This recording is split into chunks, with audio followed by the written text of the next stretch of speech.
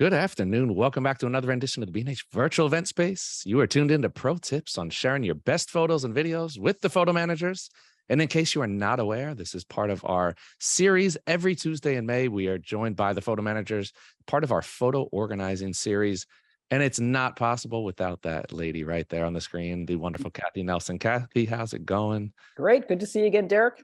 Good to see you as always. And another wonderful guest, Isabelle Dervaux. Isabelle, how's it going?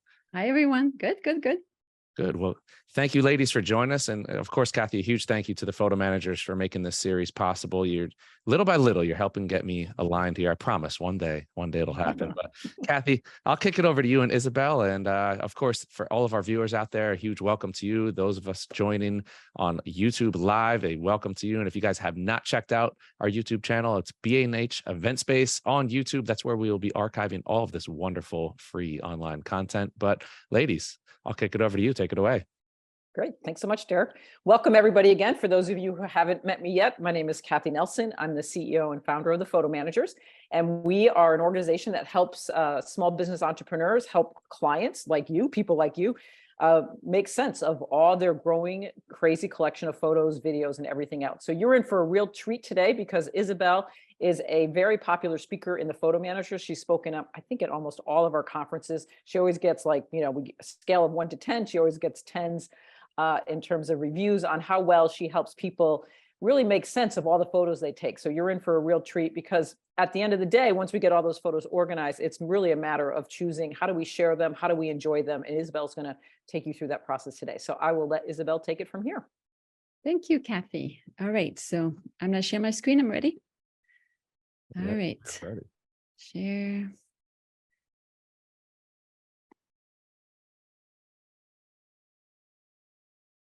Okay, so sharing your best photos and video. We don't want to forget videos. So I've been an illustrator all my life. Oh, you know what? I need to press play here. Better, right? Okay. All right. So after a career as an illustrator in publishing and advertising, now I use my eye and sensibility to help busy New Yorker tell their family story through their photos. So together, what we do is we right-size the printed collections. And what is the best thing to do is to find the forgotten gems. And then usually people have digital photos, they all have them. And then I help them create systems so they can take charge of the thousands of photos that they accumulate on their iPhones. I mostly work with the Apple ecosystem. And through my talk, I'm usually going to talk about Apple photos. So just to warn you, but everything you could do could be applied to any other system that you have. So I'm originally from Valenciennes, France, and I now live with my husband in Brooklyn, New York. Okay, so why do we take pictures? We take pictures to remember, to communicate, to express ourselves. And then why do you share them? There are very few people who just keep the photo for themselves, right? So usually we take pictures, we want others to see them, right? So we want to be seen. We want to show that we were there on top of that mountain, right?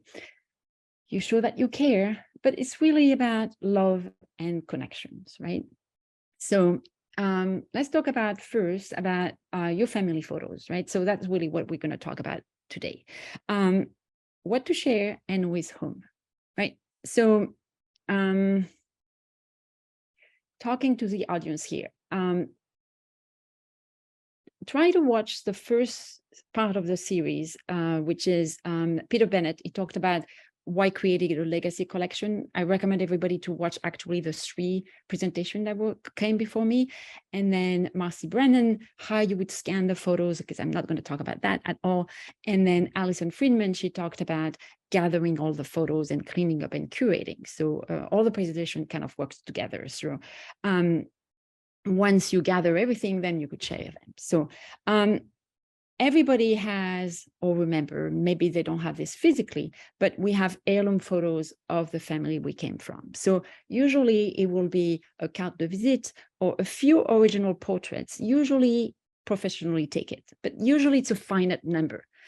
In those pictures, you have a lot of historical details. There's more than just the photos. There are names, there's the photographer's name, there's things on the back, the information, right? Dates, hopefully you have dates. So all the descendants are likely to want to see them, maybe not owning a copy, physical copy, but they want to see them. Everybody wants to see where they come from. So I guess genealogy is a passion Americans have, everybody has. So on the top, you have two pictures. The black and white are for my grandmother's size, and the one on the bottom, the sepia tone, is from my grandmother. So she had 7 kids, and I think I only have 2 photos. I have one photo that my mom at that time, when I was younger, she gave that to a photographer who would take a positive and then make another print, and she gave print to everybody. My grandmother wrote her memoir, and then she wrote everything actually on the photo, what you're not supposed to do, but she had photocopy and gave everybody. But after that, a copy. But after that, we have a lot of grandchildren, and so we had kind of had to redo everything. On the bottom pictures, my uncle Philip in the middle just turned 100. So one of my cousins took the task to email everybody and request photos with him. And he had a great picture of him doing yoga at 80 years old. So it was like all these pictures, all the kids, 64 kids, little kids want to see these pictures. So what he done, I think he used Google platform. He got all the pictures, and then he wrote a little story, and he put this on Amazon and then sent us a link. So I could go directly to Amazon and read and see everybody's pictures. Very easy. So he did this great job. So a few pictures, lots of people want to see them.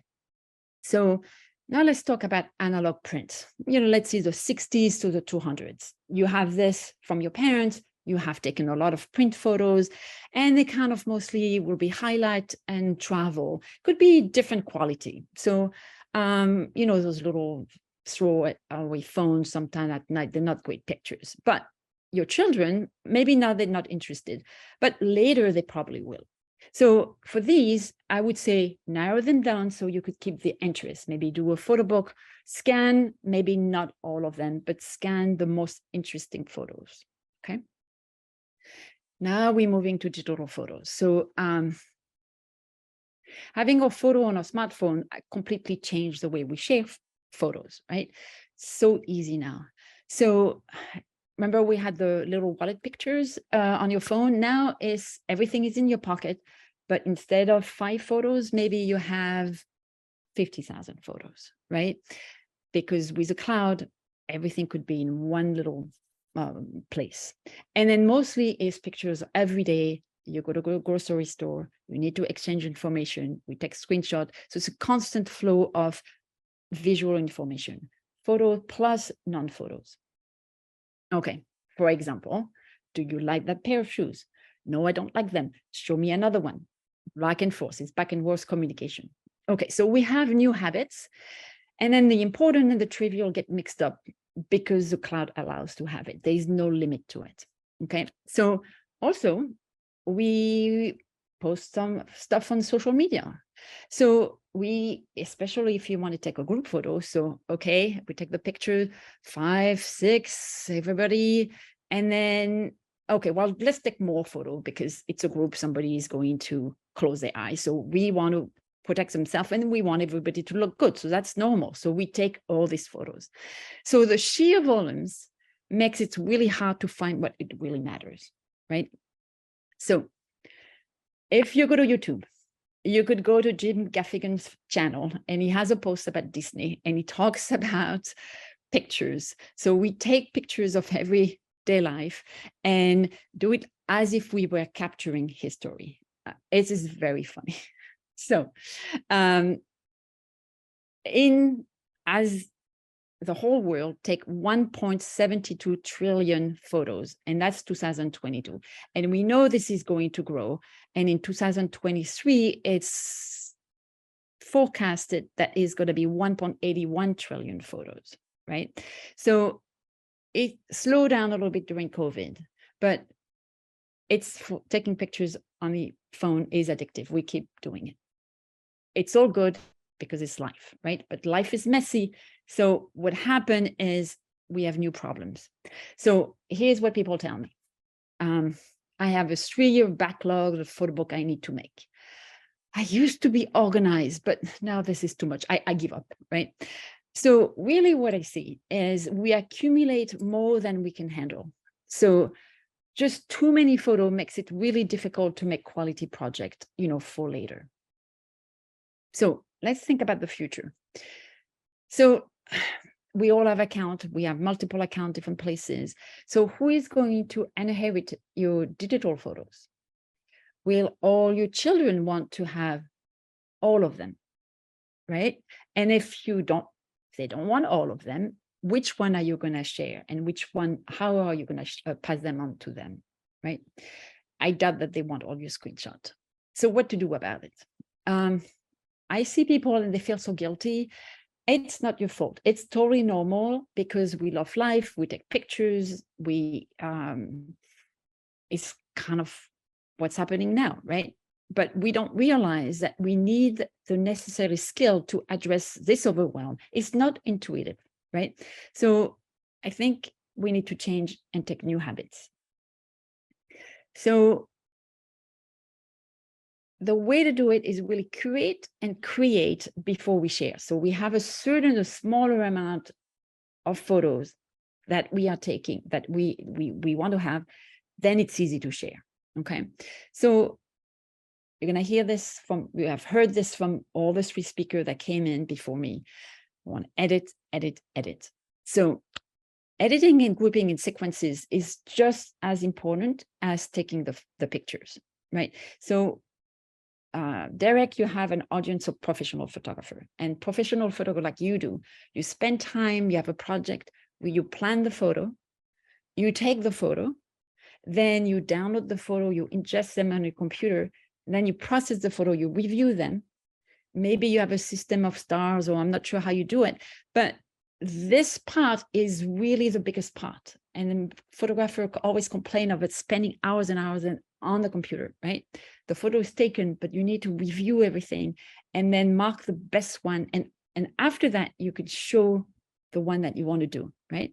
So this is normal, that takes time. So we really need to plan for it. This is part of taking a photo, is to work on the photo after it's taken. Taking the photo is really, really, really short. It's normal because it's difficult. Nobody wants to delete the children. And it's actually, for some people, it's boring. They just don't want to do it because they're alone, they're on a computer, and it's something that they have to make decision. And a decision, if you delete a photo, is kind of irreversible. So people are afraid of doing it. So for me, what I teach is to look at your photos, to reflect, and kind of learn from the mistakes. Let's look at all the photos you've deleted and what happened, why, so you don't do so many mistakes after that, and then you love your photo better, and then you may change the way you take pictures after. So delete, keep, or favorite. Every photo you have to go through this. And then you share only the best. If you feel that this is overwhelming, you could always, from now, you start new habits, okay? So usually I feel like 10% is really the number of photos that you want to show other people. So that doesn't mean you need to delete the 90%. You could keep them, but you want to show the best one. So I feel like you need 3 skills to do this easily. So number 1 is to really understand what you're working with, your tool, your device, what you're taking the picture with, your camera, and where the pictures are going to end up. So getting to understand what the capability and the limit of your software, because there's no perfect software. Either it's like so complicated that it's hard to use, or it's too simple and then you don't have everything you need. So you could, I'm big on learning all the shortcuts and really work on doing automatic automation.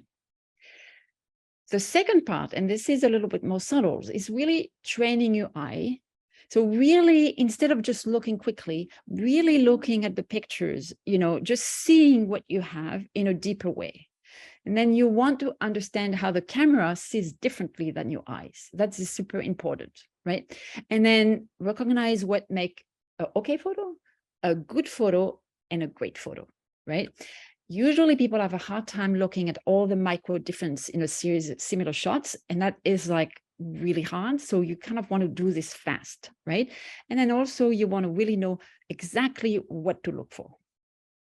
So once you know how to do this, you want to create systems so you could get done. Okay. So you need a clear mindset. You need to know where you're going. You kind of need to define your unique criteria. So I have a list of things like I know I'd never wanted my photos and a list of must-have that I have.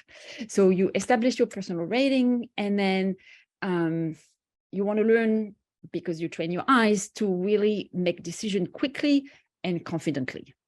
And then once you know this, you just let the hand do it. You just get it done. Okay. You don't want to overthink. So you can do this with consistency and regularity, which is the new habit to take. So my goal is for you to scroll less and live more. I love this book, Catherine Price, author of How to Break Up with Your Phone. Okay. So now we are at the third part, how best to share. Okay. So everybody's going to have different ways. So I'm going to go through them. So in a moment, so you're on vacation and then you just like, I'm here on top of the mountain, here it is, right? So when close family and friends are far away, usually people do text because we want to be immediate. So people use WhatsApp, text messages. I see that people use, mostly if they have a young family, they have used private sharing apps. Email, nobody does email anymore, but if you do email, you want to make sure that you set the highest resolution so the pictures don't get so small. And then now you could also, from your phone, you could do web links, and then you could send a lot of pictures together, and then the person will go to a web page and download anything they want. Okay. And then usually what people do for your extended circle, social media, you just post, or if you, for example, have an event like a wedding or something like this, everybody can move all the photo to a special place, and then you see everybody's pictures. Okay, so another way to share photo will be to have an ongoing shared album, right? So you just add to something that's already exists. You know, you could post photo every day, or you could post photo at the end of the vacation, right? So everybody can contribute, and then you can have like all your vacation, everybody that was there, just add to the photos. You could do this also in Google Photos. Just know that Google Photo is great if two parents can share a it's called like partner sharing, but I use Apple, so I know I want to tell everybody now that this with Ventura and iOS 16, you could use the Apple shared library, so you can play with this, so you don't have all the photos from your partner, but you have selected photos. Okay. What's new? And I learned this last week with my son who's come here visiting. We did a little FaceTime, and he was sharing his photos with me without me getting the pictures. So there's on top, there's a little, you know, you could see, you could show each other faces, and then there's a little screen, and then you could share whatever is on your screen. So it goes to photos, and he could show me photo without me downloading the photos, right? Because I know he posted some on Instagram, but he said he went to his Costa Rica album and he kind of went through it, which is really fun because I don't really need to see every single photo on my phone, but he's just showing me through FaceTime. Okay. So as little or as much as you want. Or for video, it could be another option because I may want to have all of his videos. So now you may have seen this, because I see this all the time now. In real life, you go to a party and then maybe it's small talk, and then you talk more, and then people start to take out their phone and, okay, here's my kids, and here's my latest trip, and I did this. So people like they end up, you know, showing pictures on their phone. So I find for this, the worst thing that you could do is to say, let me look for this photo and scroll, and the other person is very polite and stay there and just wait. So you really want to have album pre-made, and then you just go to the album and you show them the album. So the idea is, when you don't know someone very much, you don't want to impose all of your photos. You want to just share the best, right? Because if they ask you, or show me more photos, that's kind of what you want, but never imposing all your photo to somebody you just met, right? I found that if I want to show my children, for example, that the best way to do is to go to the album and then you go to the people album. And on the people album, you just show what's there. And what I like is like Apple say they curate photos. You'll see one photo is big, one photo is small. So it's like very varied. It's kind of more interesting because if you have all the photo of the person, if you tap on show more, you'll see every single photo and you have 3 of the same event. So I like when it's kind of curated. So you could do that. So just know, I know that not everybody put their children or their friends in the photo album, but I think it makes it very easy. Okay, and then if you at a family gathering, I feel like if you want to exchange photo, AirDrop works great because it's like full res. It shows you everything. You could choose the settings, but it just makes it very easy. It goes directly to your camera roll or it will go to your computer. So AirDrop is great. Okay, now memories on display at home. So this is getting bigger and bigger. I feel that you could, you have a smart TV, so you could set up a screensaver on your computer or do this on your TV, right? You could also AirPlay whatever you have on your phone to the smart TV. And then more and more, you can, I see that Apple, Apple TV, you need to buy a special little device, but Amazon now have the TV and everything is there. You don't need a little stick. So I like to go directly to the TV and then you see them big. It's fun when you have videos or you play the memory and it just automatically does with music. Okay, so now we're going to talk about sharing, curated collections. So you could go simply copy from folder to another computer to another one, or copy a whole bunch of photos and then just physically going from one computer to another or share without computers. Or if you're far away, you could share files via the cloud. And then you want to be careful to set the permission for others. So some folder could be public, some folder could be just for someone to view them. And then you could share it. So you could share and download it anything you want, right? So that will be Dropbox, that will be any cloud that you're using. And then you could also do is to subscribe to a photo video sharing site. Usually they are made for photographers. So you'll be Flickr, SmugMug, PhotoBucket, 500 pixel. There's a lot. If you're not sharing your family photos, that's a great way to do it. Okay, and then if you're big in genealogy and you want to share and then maybe reach, potential family or cousin that you never seen before, the genealogy sites, they allow to upload photos, and then you could find connection between families.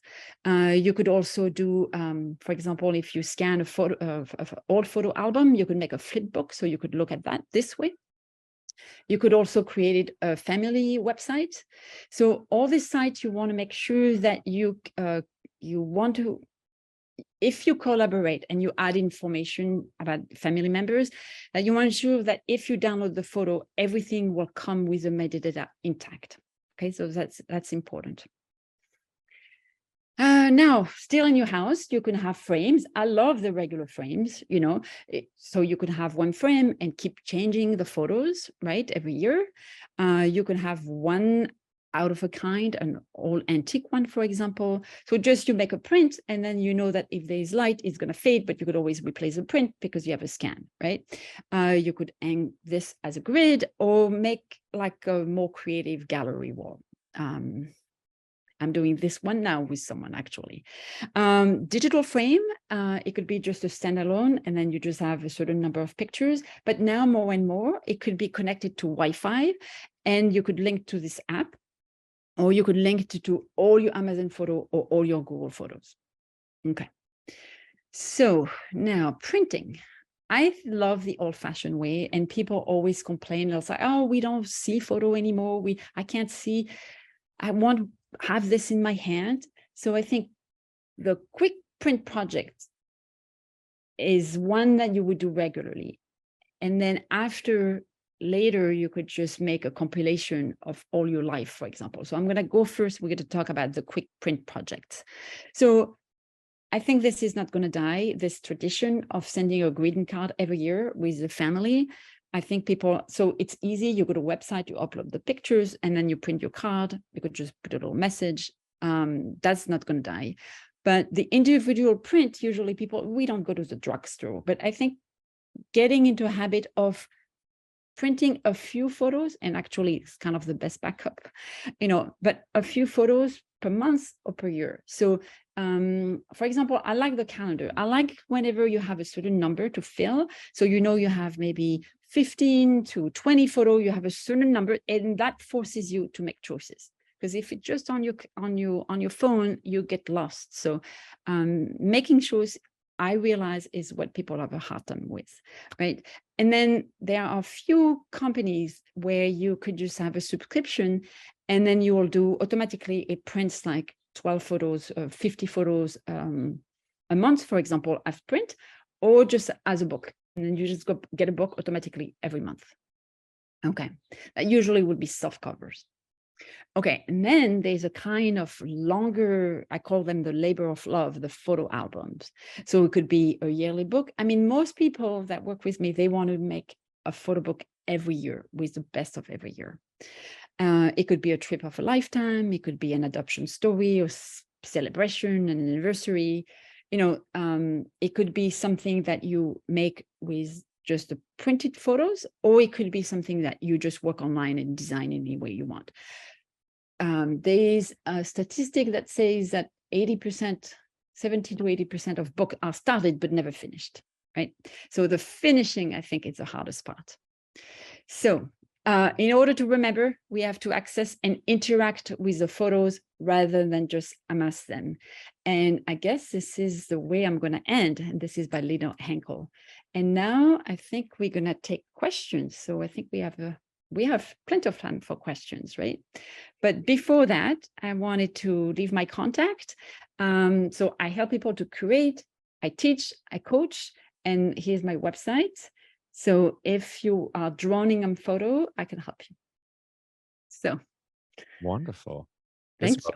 Thank you. No, thank you. And yes, we do have plenty of time for questions. I'm going to get it started here. You personally, what is your favorite way to share? How do you normally, is it digital, printed? What do you normally do with your images? In the moment, I send them to people I was with, or my kids, or I would text them. And then not so much now. I would used to put them on Instagram. And then that goes to Facebook. But I do less of it now, I believe, because you see, I'm in a phase of my life where my kids are much older. They're 26 and 28. So I'm not there just like, okay, here's what we did. And I guess with COVID, we took less trip. But when I travel, I post more, definitely. Yeah, right. It's interesting you say that, because I kind of felt the same thing, especially in regards to Instagram or sharing online. It's like I've looked at it, and it's like, while it's such a great format and it's a great way to get your images out there and connect with people and artists from all over the world, it's like we put so much into our craft, and so much work goes into the details, into learning our craft and progressing and getting better. And then to look at an image that big on a phone, it's like I just can't get into it. So it's great to see. I mean, I was sitting here and taking some notes for myself on different ways to get images out there. And I think there's so many creative ways to get images out there with, postcards and you can, there's just different printed mediums that I think are so much more conducive to appreciating the work that goes into your art. So it's interesting, the conversations that we have now versus 10 years ago, where we didn't really have that option of social media and sharing online. It was kind of like one route we had to take. So I was interested in hearing that. Kathy, what about you? How do you do a majority of your sharing? Yeah, let's see. That's a good question. My sharing. I'm in the process of getting all my photos organized. The shoemakers had no shoes, so I'm actually excited to create like a landing. Actually, we're using the photos library, but I'm looking forward to getting all my analog photos and scrapbooks that I had made are being digitized, and then I'm looking forward to sharing those. And then our home movies, I've shared those with our kids through. I've personally uploaded mine to Vimeo, it's fun that at first I didn't think they were that interested at Christmas. We wanted to sit down to like a family movie night, and they got bored pretty quick because they're like Isabelle's kids' age. But what's been really fun is my daughter, like for Mother's Day, she went through them and found and edited herself a little clip and then posted that on Facebook for me. So I'm finding that my kids are engaging, or my young adult kids are That's engaging nice. with their with it in a different way than I expected. I love It's that. But they're, interesting yeah, because I think in the past people were taking a lot of videos, you know, like the dads. It was like, okay, always, because I look at photos and I always see the mom taking the picture, and then in the background you see the dad taking the that's what we videos. did. It was totally that way. Yeah. That And then so now, after then they got the digital camera, and now every digital camera comes with a video. But still, when it was still the heavy camera, people didn't really take video. But now with the phone, I think video is growing, and people don't realize how big the files are. I know. And Well, I then was- video, you need to edit, right? You need to like go in, and then it's more technical. So the young kids, because they're on social media, they do TikTok, whatever. It's so easy for them. Yeah. So I'm not gonna edit my video. I didn't really take that many, but I think it's great to show them once in a while. You show them, the kids love them, definitely. Yeah, it's interesting how I was just having this conversation with my brother not too long ago. My grandparents were always the ones that the big VHS recorder. And it's Mhm. funny how much videos change. Like we sit there and we watch old family movies that were like 30, 45 minutes long. And most of it was just minutia.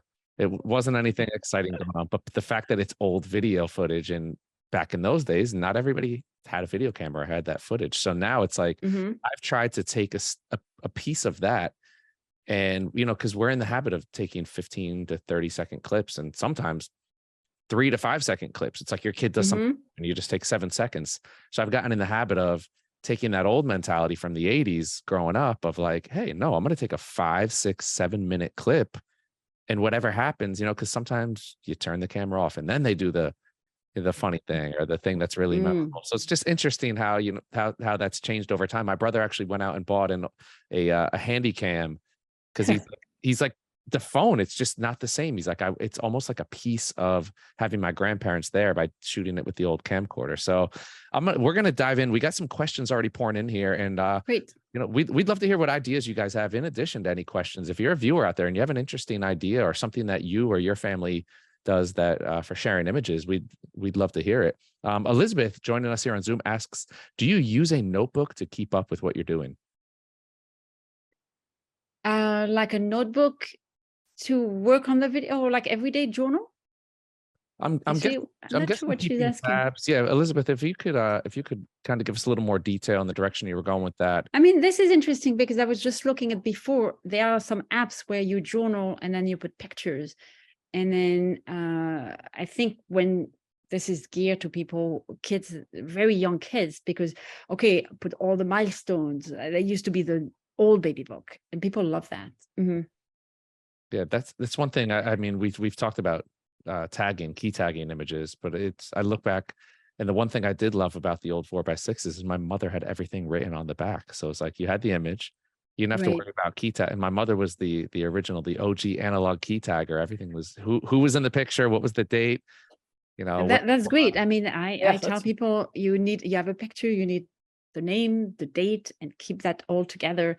And then you translate this to digital, and then you have this in the metadata. It could be read by somebody else, definitely. I think words are really important. I mean, the photo cannot say everything. So as many details you could add to the pictures, because think about who is going to come later, and they're not going to know this and that. So I guess keeping a notebook is good. Mhm. Elizabeth followed up. She said, for stoppage time when you need a break from editing pictures, or a list of who you'd like to send them to. I think that's a good plan. Yeah. Mhm. There we go. I mean, she's talking about planning, because there's a lot of planning, because we all Mhm. in the moment, we take pictures. But when you have to go through a big collections, you need a plan. Okay, what's important? And then having a list to go with, I think, is important, because you just do execute the plan. Right. And And- then knowing that you're going to do this book for an audience is like, you know, that you may add some, like, so you go on vacation and okay, where this was, because you know you've been there, but for somebody else is going to need a little bit more information. So I think it's a wonderful idea. And one thing that I found is I swear that I'm always going to remember every detail just based on the image. And I'm hitting the point where I'm starting to realize I'm not going to, in fact, retain 100% of information. So I guess anything written down in general, as far as planning or remembering or any details. Exactly right. Always But so- there's something I want to bring up. There's something that I feel like we want to document every single thing. And I'm like, sometimes it's good to forget. You do not have to document everything, because then it's become this huge work. And I don't want people to do work. I want people to enjoy what they have, and a little bit less might be good. Right. So that's kind of my message. Well, that was actually my most important takeaway from your presentation, was that, because I'm going to blame my mother. She's not watching, so I can get away with this. She held on to everything. I wasn't quite hoarder level, but she held on to things. And part of me is like, I have it in me. It's like, oh, I don't want to get rid of that. There's a memory tied to it. But when you were talking about just editing and just getting rid of stuff and not really letting stuff kind of chew up and fester in your brain, it's like, okay, move on and kind of keep this process and keep the conveyor belt moving and not really get hung up and stuck on things and moving, cutting through the fat, I think is important. I always tell people about when I lost 5 terabytes of data in a hard drive. I had a hard drive crash and wasn't backed up, and I don't even remember what was on that now. For the first 3-4 years, of course, I cried every day about the images I lost, but now I don't even remember. And it's kind of like, I lived it. It's in the past. I know I experienced everything that was on those. Right. I mean, it's good that you covered, because when I lived in New York first, I got broken into my apartment, and I had a camera and there was film in it. And I always going to say, what was on that film? I never forgive myself, but it's funny. The deleting, it's very hard to do. So I totally get it. Yeah, it can be free. It can be free. But totally could be freeing, because you cannot keep it all. So the photo that you keep are going to be so much, you're going to see the pictures. Like, for example, if you have a series of 5 pictures, you can't see anything. But if you have one, you just see that picture, you appreciate, and other will appreciate. So I'm not saying you have to delete everything, but I'm saying you have to have a system that you're able to show easily what's important. I like that approach. Marcy, joining us here on Zoom, is asking, which printer do you like for monthly softcover photo books? Any recommendations? Okay, so I've got to say, I don't actually practice what I say, because my kids are too old. I'm not going to do a record of everything they do. No, they're out of the house. But I heard that Chatbook is good. And there's a company called Recently. And then there's the prints. I would recommend Persnickety Prints. It's hard to say, but they have a subscription base, and I think it comes with a little square. So because you do this, the people they work with is mostly young mom. That's who I'm working with. These are the 3 places I would recommend. And I can personally vouch for Persnickety Prints, because I've used them. And the one thing I really love about them is you can get white borders, which not a lot of places. You're right. Yep. So if you like getting because I like to get 4x6s printed of a lot of my work, and Persnickety will put a little white border on there if you want it. So. Oh, that's good, because I like to, there's a direct experience. Actually, they forgot another one. This one, this is my friendship. So this is Parable Press.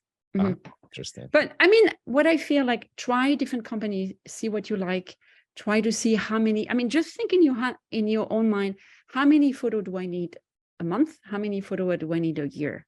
And then I like to keep a number, because it helps me to kind of make decision. Okay, perfect.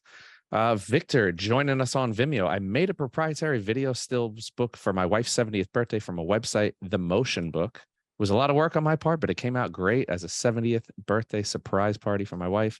Has anyone heard of that or tried it? The Motion Book. Motion Book. No, I'm going to write it down. There we go. Right. There are so much stuff around. And then interestingly, there's things that disappear. There's always new product, new things. So you always want to make sure you don't use those services to keep your photos, right? So you always want to make sure you have a copy. So in case something happened, or always have your selection of photos. Don't do the selection within the app. Just do the selection, and then you upload only this.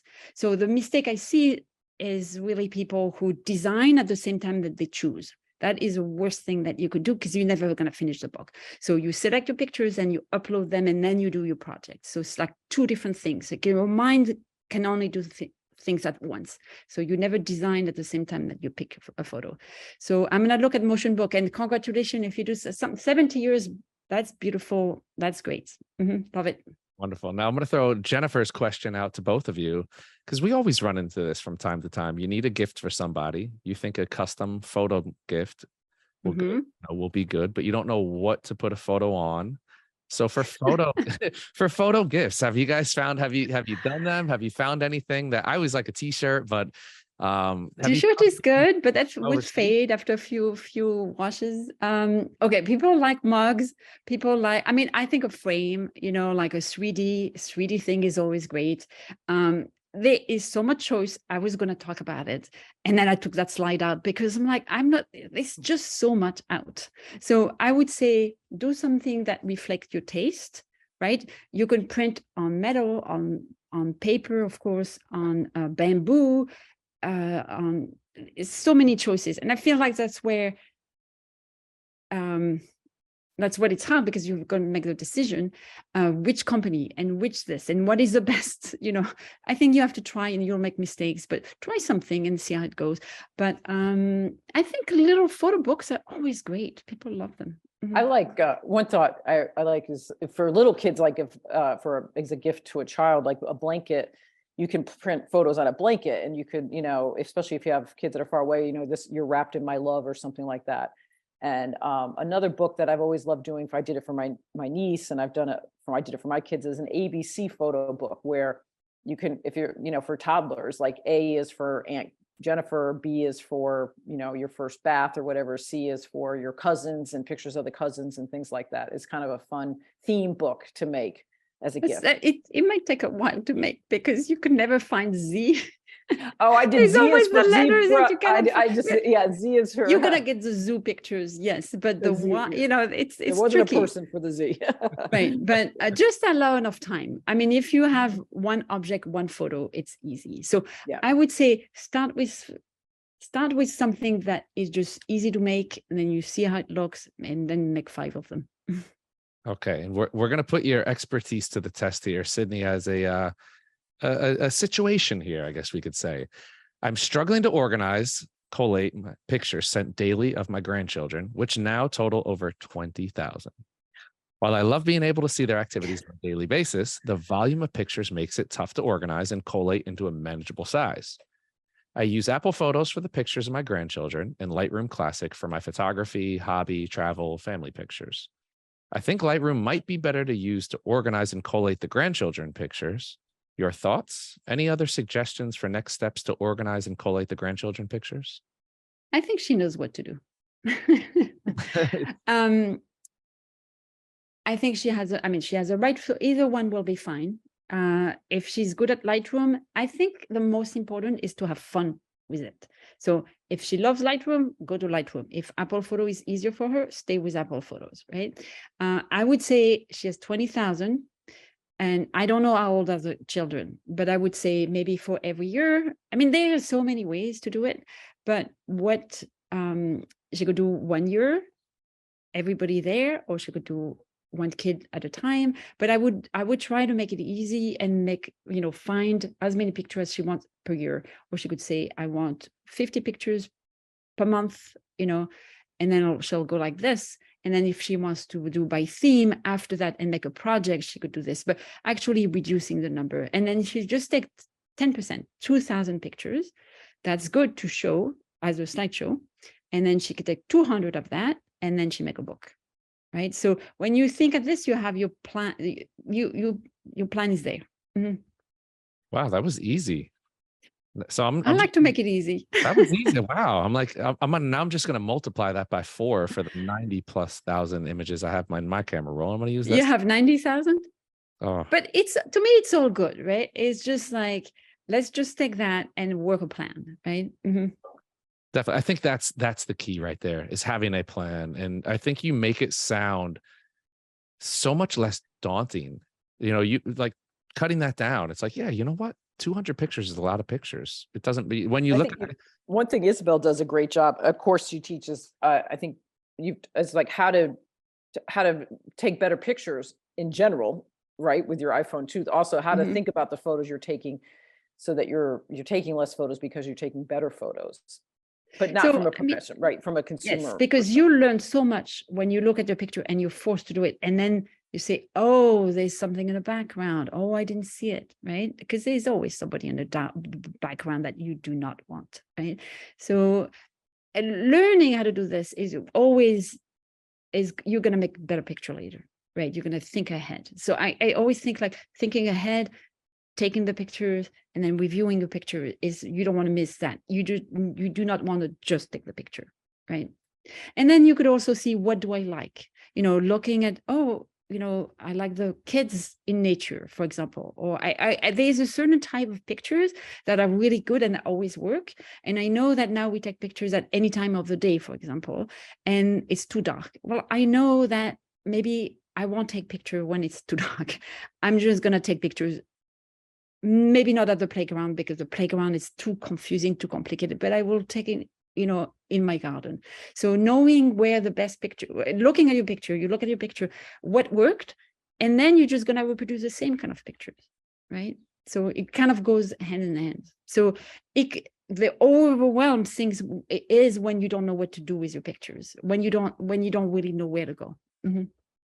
Which is most of us out here. That's what you ladies are helping us with, helping us get there. Another question asking, can you tell which flipbook app you use? I just put this 5 minutes before this talk, and I'm going to ask, maybe, I don't know how we could do this, but there's this other photo organizer that I met at the conference, and she told me the name of this app, and I cannot remember. It's something Flipbook. Okay, we're going to be on the search. Google, yes, wonderful resource. Yep. There's no shame in going onto Google and searching for that. I mean, just a ton of great ideas, and I think not only just disseminating the information, but also getting people to think outside of what we normally do. It's like photo books, prints, mugs.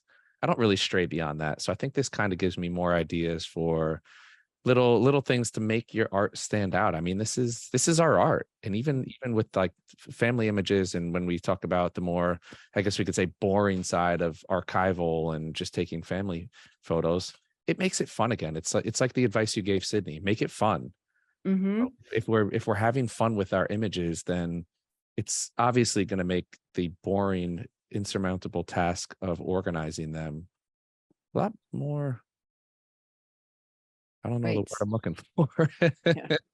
Satisfied. Well, it's a sense of relief too. I would say, right? It's more satisfied. Like I can't wait to get my collection back from a photo organizer, and to really be able to access those photos I haven't seen in decades again, and to really start to put them together in a new way, because I'm finally curating. Also, the thing is, when you have a deadline, I know people make choices when you have a deadline, like a birthday, somebody turns 90. Then you do it because you have a deadline. So I think this is super important to help you, or to give this with someone else, or to work with someone. So usually I tell people, just go to the coffee shop and then work on your photo and review your photos, because you need the company. You needed to do it together. Or you tell your husband, oh, do this and we'll do it together. Or give me your best pictures, and then you incorporate it with yours. I feel like when you're alone just with your photos, you paralyze, right? But when this becomes a project that you could share and work with other people, it's so much more enjoyable, right? So that's an advice I would give. As you're saying that, it kind of just made me think. I did graduation pictures for a family I've known for a long time the other day, and it puts it in perspective, because I gave myself a deadline, because in this day and age, we're just saturated and inundated with images and posts on social media. And there's also a much shorter leash for when people want to share. We have the ability to share right away with our phones. And for most people, we're photographers. We look at everything from a photography perspective. Most people are not photographers, and they just I have the image right now. And they'd rather share an iPhone image right away than wait 2 months for the images that I took with a DSLR or mirrorless camera. And it doesn't really matter. Yeah, it's interesting, because sometimes I tell people, hire a photographer because it's done. You know, it's like they just pro. And I admire you guys, a professional photographer. We need you. But one thing I would say, do not send 200 pictures to someone. Do not send the gallery, because it's very hard to make choices. Or you say, you have until this date. So you put a date, and then people are going to choose, because you need a deadline to just be able to make, you know, to say, okay, you have your gallery, but make help the customer to have the choices faster, you know, so rather than have 5 images that are similar, just give one. Mm-hmm. Yeah, that's great advice. And the camera manufacturers have made it so easy now with everyone has an app to where you can just Wi-Fi transfer from a mirrorless camera to a phone, send it right away. And it's like we were saying earlier, from like the anxiety perspective, you're relaxed. It's a sense of relief when I know that, hey, I just finished a quick little job. I Wi-Fi'd pictures to my phone, and in the time that they're packing up or doing whatever, boom, boom, boom, boom, boom. I picked out 25 images. I sent them to them. And now I have it off my shoulders a half an hour after I finish the job. You do that. Wow, that's amazing. Right. But you see, you would know what to do. You've taken the pictures and you say, that's what this is, because you have the eye, right? Well, it's like you said, it's preparation, planning, and knowing, you know, if I go to a family event, because I was always the you know, I'm the photographer of the family, of course. but I'm also the guy who says, hey, you never sent us pictures from Christmas in 2013 and 2016 and 2017. And hey, you haven't sent us pictures in about 3 years.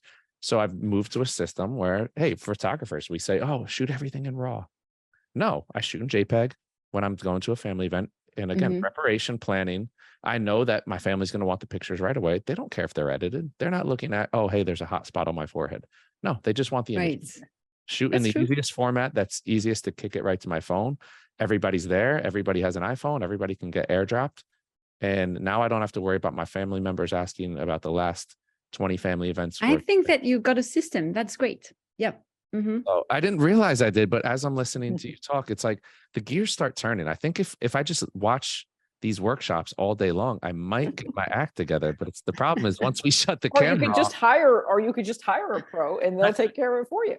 Look, Kathy, I'm glad you said that, because I can't tell you everybody, and this is like a sticking point in this industry.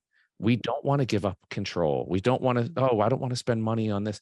I've had legit professional photographers who have put out very good top selling books that say, nope, whatever it costs, 1,000, 1,500, 2,000, 2,500, give somebody else your images, somebody who's a professional. Let them curate, let them collate, let them do whatever they have to do. And it's kind of comes back to the same idea of investing in yourself, right? Yeah. Invest. And even if you're not a professional photographer, if you are the person that's inherited a huge sum of family images, spend the money, let a professional do it, and don't worry about the stress. So I think that's a great point, Kathy. It's no different than going out and taking a workshop to better yourself or to learn a skill or a hobby. You're investing in yourself and you're taking a huge bit of stress off yourself. Right. Or you could apply, like you've learned now how to manage email, right? So you want to write something. It's kind of the same thing. You have your draft, or you have all the non-important email, what's important, and really knowing this first. And then you've got systems, right? And then you just apply, or what you're saying, apply the professional to your family photos. And then this way it's much easier. So as long as you have a process, you start the cycle of the photo and then you finish it, right? Right. Love it. Well, ladies, this was great. Kathy, every week it's more information, it's more motivation. And next week we're excited to bring 3 professional photographers or people who are going to talk about how they have added this as a business line to their businesses, as actually being professional photo organizers. And we'll interview them, find out what they love about it, how they get the word out. So look for us next week as well for our final series, and hopefully we'll be back, though, I think, doing some other work in the future as well. That's going to be a good session. Yeah. Yes, I will be tuning in. I'll have my notepad handy for that one as well. As Kathy said, all month Next week is we wrap up this photo organizing series, but we did drop a link in the comment section for all of you who are watching out there online. If you haven't watched any of the previous sessions, I encourage you to do so. There's some great information being shared. And as Kathy also stated, we'll see you back here next Tuesday. A huge thank you to Kathy, the photo managers, and Isabelle for joining us today. But that is all we have for you. Another rendition of the B&H virtual event space is in the books. Catch you on Thank next. you so much. Bye. Thank you, ladies.